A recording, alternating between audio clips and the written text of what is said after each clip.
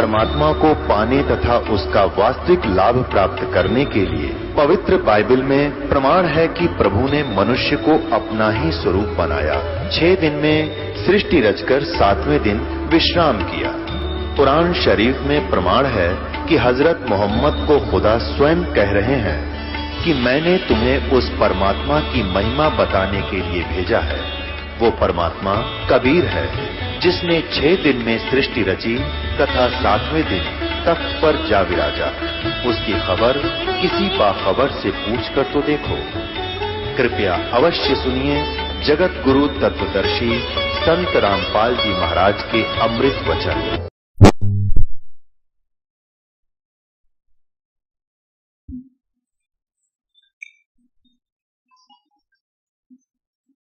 धर्मदास मैं वहां से ये सतनाम और सार शब्द की शक्ति लेकर चला, अपने को छुपाते हुए और उस अज्ञान आत्मा में अपना प्रवेश करने के लिए शुरुआत करते हैं। फिर धर्मदास मैं बताऊं कहां आया। मैं वहां पर आया जहां पर 1 लाख जीवों को और ये काल बलि भून रहा था, तपस्शिला पर जल रहे थे। काल भगवान को मालूम होता है कि जब ये प्राणी बिल्कुल इनमें से वो अंश निकल जाएगा उसके बाद वो तपस्शिला से उड़ जाते हैं। वहां से उड़कर वो प्राणी कहां जाते हैं? अपने अपने कर्म के आधार पर फिर दंड, अपने कर्म के आधार पर अपने कर्म भोग के लिए न्यायाधीश यानी धर्मराय, जो भगवान ब्रह्म ने ज्योत निरंजन ने एक न्यायाधीश एक धर्मराज बना रखा है, उसके पास जाते हैं। वहां फिर कर्मों के आधार पर किसी को अच्छे कर्म है स्वर्ग भेज देगा और जिसके माड़े कर्म उनको नरक, फिर 84 लाख जोनियों में ऐसे इनकी फिर ये दुर्गति शुरू हो जाएगी। नेक्स्ट डे अगले दिन 1 लाख का फिर आहार, ऐसे ये प्रक्रिया रोज चले। तो धर्मदास जब मैं वहां पर आया तो सभी प्राणी उस आग की जलन से ऐसे बुरी तरह तड़प रहे, हाहाकार मचा रहे हैं और कह रहे हैं कोई परमात्मा है, सर्वशक्तिमान है तो हमारी रक्षा करो, हमें बचाओ भगवान। वहां पर ऋषि लोग भी कहते हैं मैंने 1000 वर्ष साधना की भगवान की, मुझे क्या आड़े आया, आज मुझे क्या लाभ हुआ है मालिक, ये क्या बनी मेरे साथ, मैंने ऐसा क्या जुल्म किया दाता जो मुझे ऐसी सजा दी जा रही है। कोई कहता मैंने 4 वेदों को कंठस्थ याद किया, रोज स्वाध्याय करता था। कोई कहता मैं गीता पढ़ता था प्रतिदिन और फिर भी मैं तपस्शिला पे, मैं क्यों भूना जा रहा हूं, मुझे क्यों कष्ट मिल रहा है। कबीर साहब कहते हैं धर्मदास मैं वहां जब पहुंचा, साहेब की कृपा से, परम पिता की कृपा से, सतपुरुष की कृपा से, अपने से नहीं कह रहे, वो स्वयं लीलाधारी मालिक थे, कुल परमात्मा थे। कहते हैं जब मैं वहां पहुंचा उस तपस्शिला के ऊपर, तो धर्मदास उस शब्द की कृपा से, शक्ति की कृपा से, यानी मेरी शक्ति था, उनकी वो जलन निष्क्रिय होगी।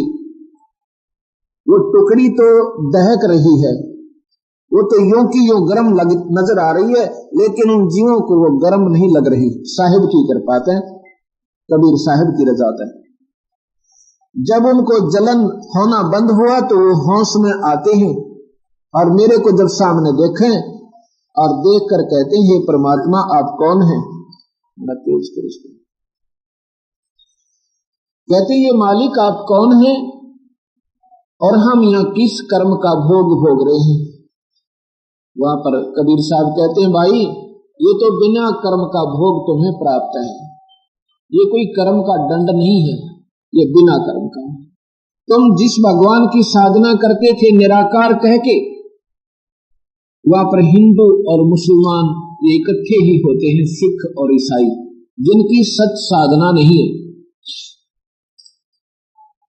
तो वहां सभी कहते हैं कि मैंने तो अपने धर्म के आधार पर बहुत अच्छी साधना की थी, हे परमेश्वर मैं भी क्यों दुख पाया।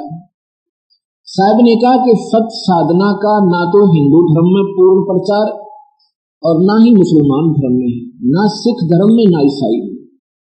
सत्य साधना भाई मैं बताऊं मेरी तुम सुनते नहीं। तुम मेरे बच्चे हो सारे, चाहे हिंदू हैं चाहे मुसलमान, सिख या ईसाई, किसी जाति या मजहब के।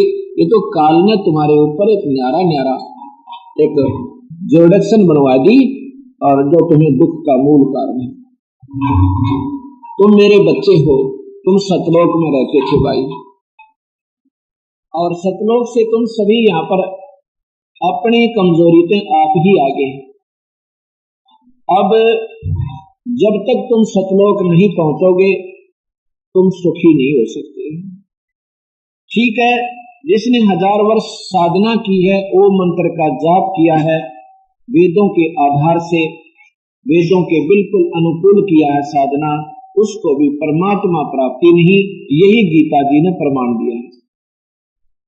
11वें अध्याय का 47 और 48 श्लोक में खुद भगवान ब्रह्म काल कह रहा है कि अर्जुन, मेरी प्राप्ति जो रूप मैंने आपको दिखाया है ये मेरा असली रूप है, काल का वो वास्तविक रूप है। ये ना तो वेदों के अनुसार साधना से प्राप्त हो सकता, ना तप से, ना दान से। इसका प्रतिफल स्वर्ग, महास्वर्ग, राजा और फिर 84 लाख होंगे। यही प्रमाण गीता के दूसरे अध्याय में कहा है कि अर्जुन, जन्म मरण ना तो तेरा मिटा और ना मेरा मिटा और ना ही मिटेगा। कर्म के आधार पर ये प्राणी अब भी पैदा है, आगे भी होगा और पहले भी थे हम सभी। और वास्तव में अगर तुझे जन्म मन से छुटकारा पाना है तो सतलोक उस पूर्ण परमात्मा की साधना करके चला जाए। ऐसा ही गीता में लिखा है जैसे मैं आपको बता रहा हूं।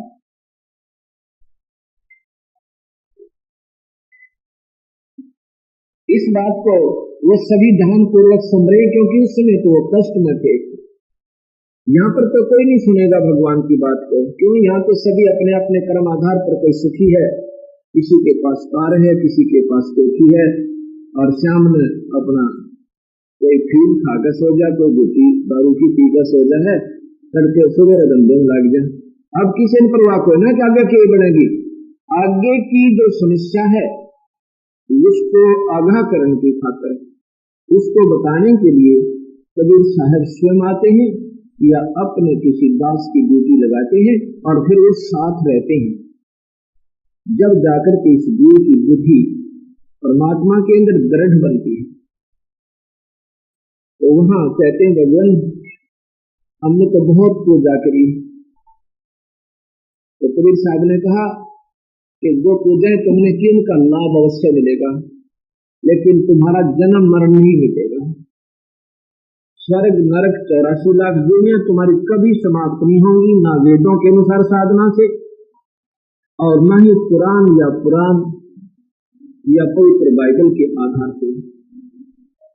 मुक्ति में भी पूर्ण संत जो सतलोक का जानने वाला हो, पूर्ण परमात्मा के बारे में जानने वाला हो, उसको आदेश हो नाम देने का।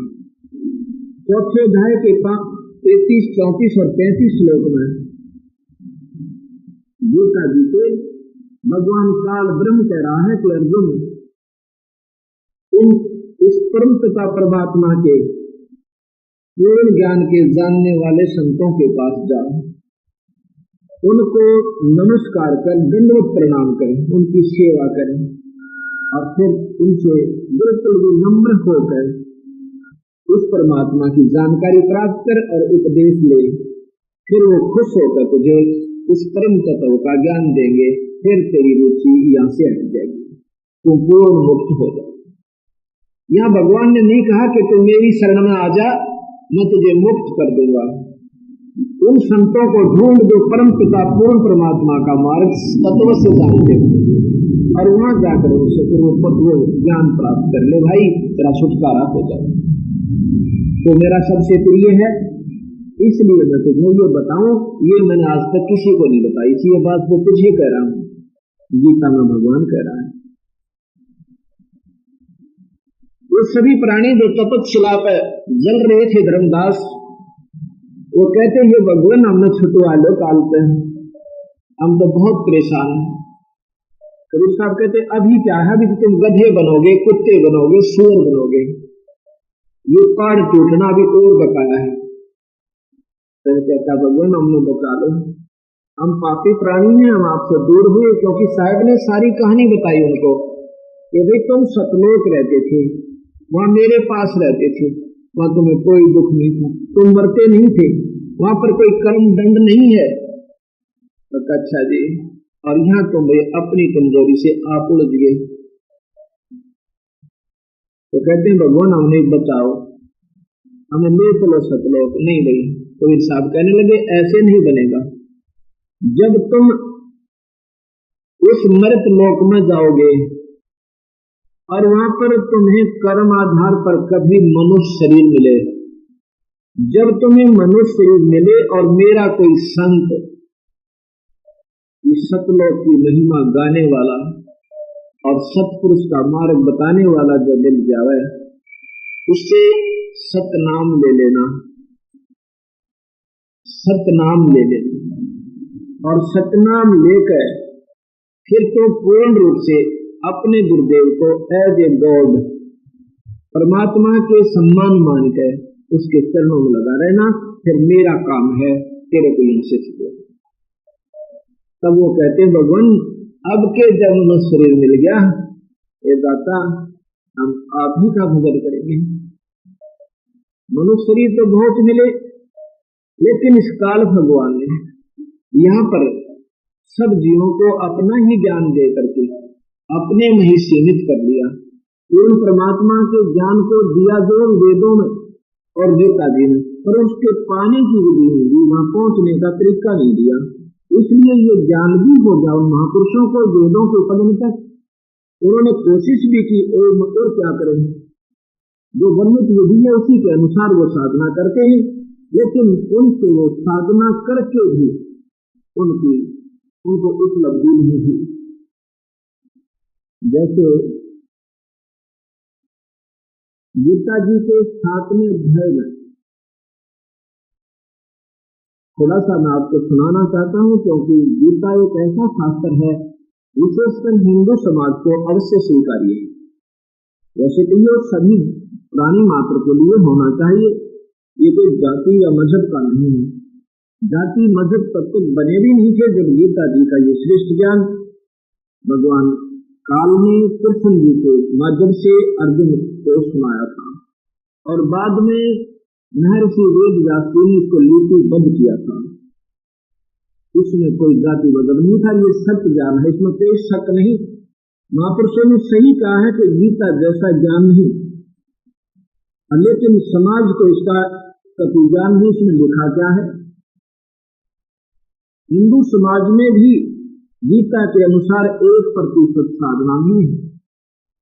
इसी का परिणाम हुआ कि शास्त्र विरुद्ध साधना करने वाले भगवान ने कहा है कि ये तो दुष्ट आत्मा है, ये मुझे भी परेशान करती है और इस शरीर के अंदर पूर्ण परमात्मा उसको भी दुखी करती है।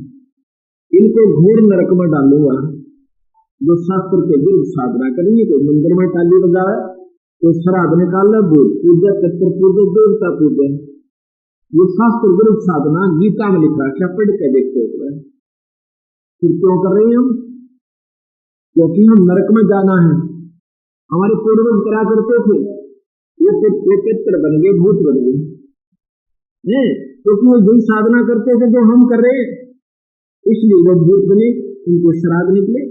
अगर वो सत साधना होती तो वो भूत नहीं बनते, वो स्वर्ग चले जाते, जैसे भी लिखा।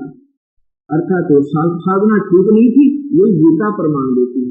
भूत पूजनीय भूत बनेंगे, पितर पूजनीय पितर बनेंगे, और देवी देवताओं के पुजारी उनको बंधुआ मजदूरों में कर लेंगे, और फिर 84 में गधे बनेंगे। ये देवता भी गधे बनेंगे, क्योंकि अपने कर्म भोग में भोगते ये वहां से मरेंगे और फिर मृत मंडल में आ जाएंगे। इंद्र का स्वर्ग का राजा भी गधा बनता है। एक समय की बात है, मार्कंडेय ऋषि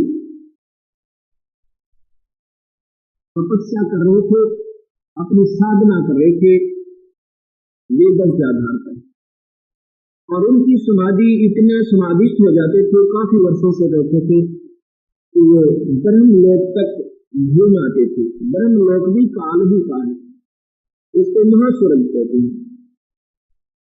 इंद्र कैसे बनता है? या तो 100 यज्ञ कर दे, अश्वमेध यज्ञ 100, और उसमें 100 मन देसी घी, कुछ भंडारे में कुछ हवन में, इसमें एक यज्ञ में लगे। ऐसी 100 यज्ञ अगर कर दे तो वो इंद्र की पदवी को प्राप्त करता है।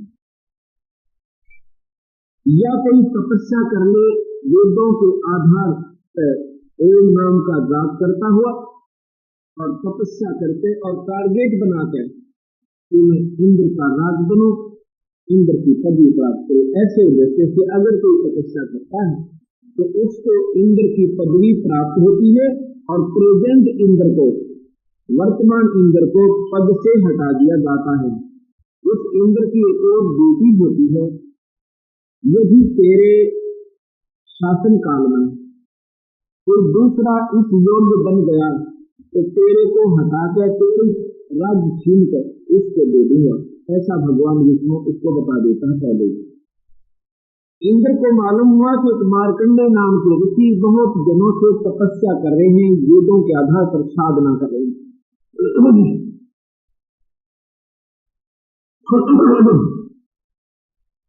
इंद्र को भय बना रहता है कि कोई मेरी पदवी प्राप्त न कर दे, उसके तप को खंड करवा देता है।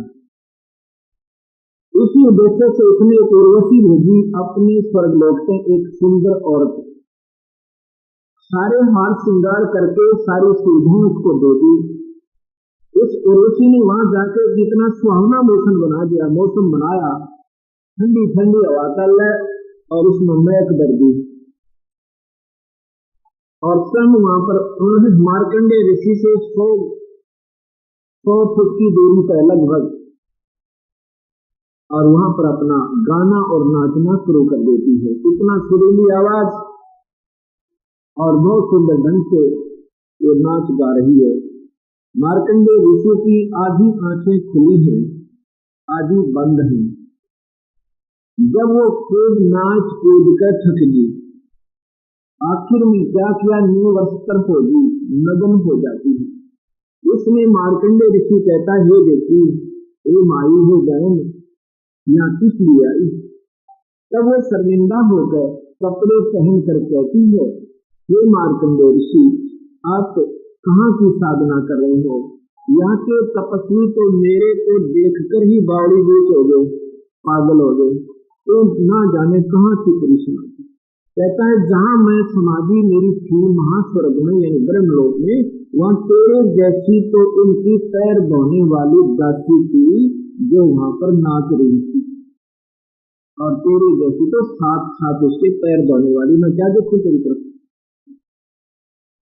और तेरे तो सुंदर हो किसने भेजा तेरे इंद्र के लोक में। तो वो कहती है कि ये मार्कंडेय ऋषि इंद्र की पुत्रानी मैं ही हूं, अर्थात मेरे से सुंदर उस स्वर्ग लोक में कोई नहीं है। उससे पहले वो उर्वशी कह रही थी कि मैं हार गई तो जीत गया, पर एक बार तो इंद्र लोक में चल, मेरी इज्जत रह जाएगी, नहीं तो मुझे वहां दुआ करेंगे और मेरी हंसी होगी। अब मार्कंडेय ऋषि कहता है तो जब इंद्र मरेगा, जब तो कुछ नहीं करेगी, कहती है मैं 14 इंद्र वरूंगी, 14 इंद्र वरूंगी। तो मार्कंडेय में तो मालूम था क्योंकि वो तो वेदों के ज्ञाता हैं, गीता जी तो या बाद में लिखी गई, और गीता में वही वेदों का जोका तो वर्णन है, सारांश है।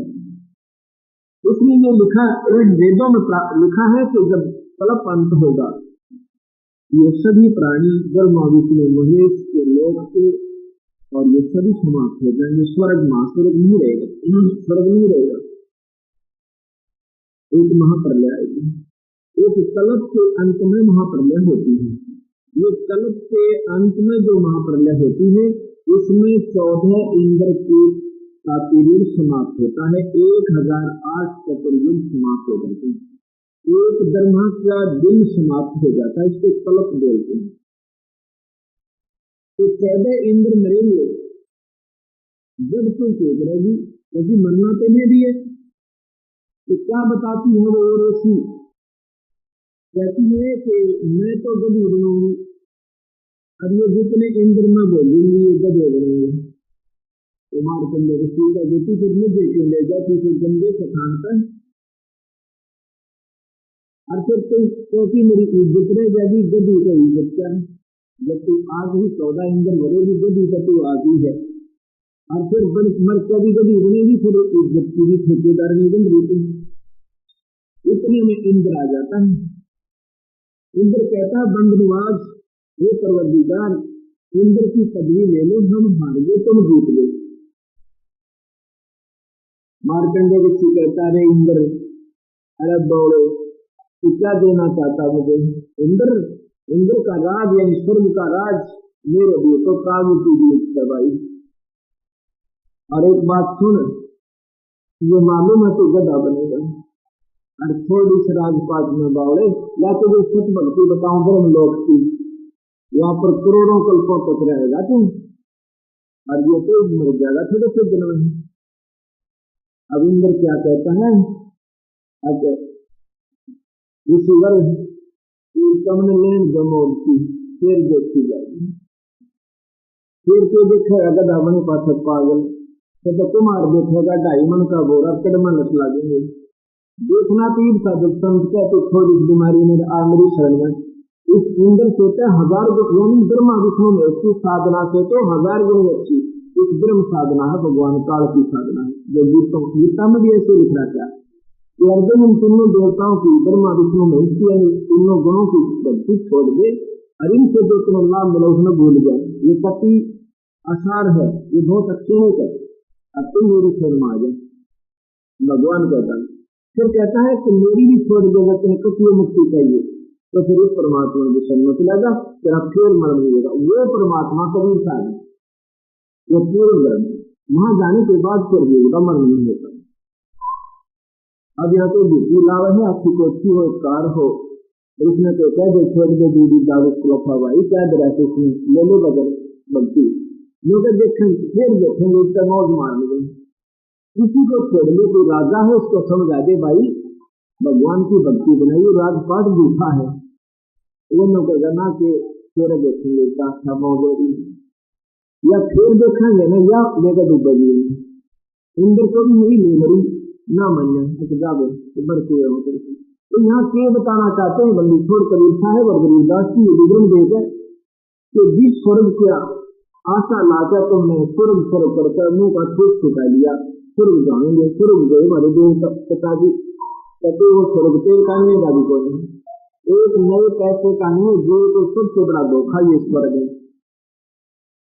तो यहाँ हम क्यों बताना चाहूँ आपको, तो सतगुरु महाराज यही बताते हैं कि जो साधना तुम करने से नादान वह ठीक नहीं थी, इसी कारण तो तुम अच्छे साधक भी यहाँ कपट खिलाकर जलाए जा रहे हो, और अभी तो यह देखिए थोड़े से दिन तक नहीं स्वर्ग रखेगा, तो महास्वर्ग का अधिकारी है वहां भी रख देगा, और फिर बेटा अंत में तुम समय सभी 84 में जाओगे, और देवता लोग भी गधे बनेंगे, और उनके पुजारी की जाएंगे, फिर कहाँ रहेंगे।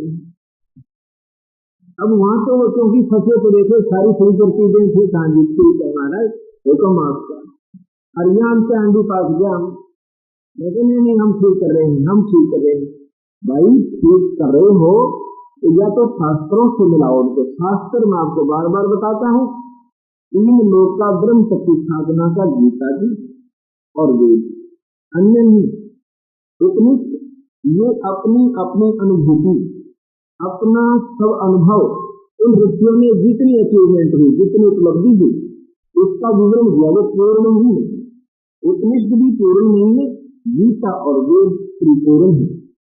इसमें जो साधना गीता और वेद में केवल ब्रह्म प्राप्ति होती है, और पूर्ण ब्रह्म परमात्मा का विवरण जरूर है, जानकारी और क्या है, लेकिन उसको पाने की, वहां जाने की ये औपवर्षित नहीं है, पूजा की विधि नहीं। वो कबीर साहब ने पूरा किया उस शास्त्र को सूक्ष्म वेद से। साहिब का ज्ञान जो है सूक्ष्म वेद कहलाता है। ये सूक्ष्म वेद जो आपको 5 दिन में सुनाऊंगा, और साथ में क्योंकि हमारे समाज में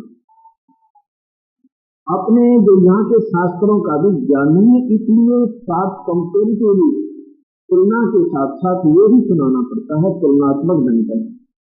क्योंकि हम किसी जैसे जीरो का बल्ब पहले देखा है, उसमें 100 का जला देंगे तो जीरो और 100 का फिर भेद पता लग गया। ये तो मेरे में तो जीरो का भी बहुत चांदना दिख है और 40 वाट का भी बहुत बढ़िया जगमगाता दिख है, और फिर सूर्य उदय हो जाए जब देखा ये 1,000 की ट्यूब लग रही है, जिसे खास नेटों में रखती है। तो कहते हैं तारा मंडल बैठते चंद बड़ाई ठावे, उदय भया जब सूरज का क्यों तारे छुप जावे। रात्रि के तारों के अंदर चंद्रमा की बहुत शोभा होती है, बहुत ज्यादा प्रकाश नजर आवे, और जब सूर्य उदय हो जावे ना चंद्रमा दिखे ना सितारे दिखे। कबीर साहब का ज्ञान जब आपना हो जाएगा, फिर ये नमन, ये दूसरे की जो साधना है, जो वेद और गीता आपको ऐसे खुशी हो जाएगी जैसे सूर्योदय होने के बाद ये लाइट है, बहुत कुछ काम करेगी रात्रि में, बिल्कुल ना से तो ये बहुत अच्छी है, यानी वेद और गीता। लेकिन कबीर साहब के ज्ञान के सामने ये ऐसे हो जाएंगे जब तक ही ज्ञान होगा। इसी का प्रमाण चौथे अध्याय मैंने आपको बताया, यही कहा भगवान ने कि जब तुझे पूर्ण ज्ञान हो जाएगा तो मैं सोच ले अर्जुन। ये दूसरे अध्याय का 40वां श्लोक है कि जब तुझे पूर्ण परमात्मा का तत्व ज्ञान का ज्ञान हो जाएगा, तत्व का ज्ञान होगा, इसलिए तेरी आस्था इनमें ब्रह्मा विष्णु महेश में ऐसी रह जाएगी जैसे बड़े तालाब के मिल जाने पर जो परिपूर्ण कति फुल और सुंदर जल हो, जिसमें ये प्राप्त हो जाने पर, और छोटे से तालाब जो बदला था पानी में जिसमें गुजारा कर रहे थे, जिसी श्रद्धा तेरी उसमें रह जाएगी ना, छोटे तालाब में जलाशय में, ऐसी पूर्ण जलाशय का प्राप्त हो जाने पर फिर तेरी श्रद्धा देख ले तो उस दो तालाब की तरफ देखते भी मिलेगा तो छोटा सा पानी बदला सा पानी, और जब फुल फ्लैग यानी पूरी लेक दिखाई देगी मिल जाएगी, फिर वहां कोई ना जाए जिंदे पर छोटे पानी। ऐसे ही जब तो पूर्ण परमात्मा का ज्ञान हो जाएगा अर्जुन, ये ब्रह्मा विष्णु में कितनी खुशी लगेगी। ये गीता के दूसरे जाएगा 40वां श्लोक पढ़ कर देख लिए, और 45वां ब्रह्मा विष्णु में इसकी पूजा छोड़ दे भाई, ये करने के लिए कहना इन गुणों की साधना बंद कर दे, गीता में लिख रहा। और ये ज्ञान समाज में 1% भी नहीं दे रहा था जो भगवान ने गीता में लिख रखा। तो भाई मेरा तो चलेगा नहीं धड़कन लगा कि भगवान को है कुछ, गीता हमें क्यों बता और समाज का आंदोलन जो है। इसलिए इस दास ने प्रार्थना की परमात्मा इस जीव को, आपके दास को कुछ शक्ति दे, मैं कुछ गुण गाऊं आपके। तो दाता ने यह कृपा करी और इसको कुछ जीव को योग बनाया कि इस परम पिता पवित्र परमात्मा की हम महिमा ज्ञान के योग तो नहीं थे, पर उन्होंने अपनी शक्ति प्रदान करके ये थोड़े से गुणगान बहुत ही कम उस मालिक के हम गा पाते हैं। उसकी महिमा अंत है, उसका कोई अंत नहीं, और उसकी महिमा कोई गा भी नहीं सकती। अंत छोटे से चिराग समझो, फिर भी अंधेरे में चांदना बहुत हो जाएगा। अब वो सारे सुन रहे हैं क्योंकि वो तो वेदों के मर्म ज्यादा भी जल रहे थे, क्योंकि भगवान देवता ने खावा मतलब आप कहते कृष्ण को भी खावा, इस तपस्या को बोल रहा है।